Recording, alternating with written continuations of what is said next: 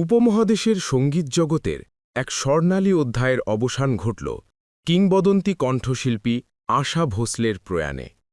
তার মৃত্যুতে ভারতসহ পুরো উপমহাদেশে সঙ্গীতাঙ্গনে নেমে এসেছে গভীর শোকের ছায়া। পরিবারের পক্ষ থেকে জানানো হয়েছে, আজ সোমবার বিকেল ৪টায় মুম্বাইয়ের শিবাজি পার্কে রাষ্ট্রীয় মর্যাদায় তার শেষকৃত্য সম্পন্ন হবে। অনুষ্ঠানে উপস্থিত থাকার কথা রয়েছে মহারাষ্ট্রের মুখ্যমন্ত্রী দেবেন্দ্র ফডনবিসের। উল্লেখযোগ্য বিষয় হল, একই স্থানে শেষকৃত্য সম্পন্ন হয়েছিল তার বড় বোন কিংবদন্তি শিল্পী লতা মঙ্গেশকরেরও। এর আগে গতকাল সন্ধ্যায় আশা ভোসলের মরদেহ নেওয়া হয় মুম্বাইয়ের লোয়ার পারেলের বাসভবনে।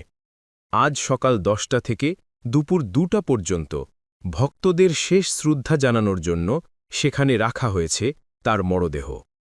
7 দশকেরও বেশি দীর্ঘ ক্যারিয়ারে তিনি 12,000-এর বেশি গান গেয়েছেন। হিন্দির পাশাপাশি 20টিরও বেশি ভাষায় গান গেয়ে বিশ্বজুড়ে কোটি ভক্তের হৃদয়ে স্থান করে নিয়েছেন তিনি। গজল, শাস্ত্রীয় ও আধুনিক সব ধারাতেই ছিল তার অসামান্য দক্ষতা। সঙ্গীতে অবদানের জন্য তিনি পেয়েছেন দাদা সাহেব ফালকে পুরস্কার, পদ্মবিভূষণ সহ একাধিক জাতীয় পুরস্কার। তার মৃত্যুর খবরে শোক জানিয়েছেন বলিউড ও দক্ষিণী চলচ্চিত্র অঙ্গনের বহু তারকা। শাহরুখ খান, কাজল, শ্রেয়া ঘোষাল, করিনা কাপুর খান, ভিকি কৌশল, কমল হাসান এবং জুনিয়র এনটিআর সহ আরও অনেকে।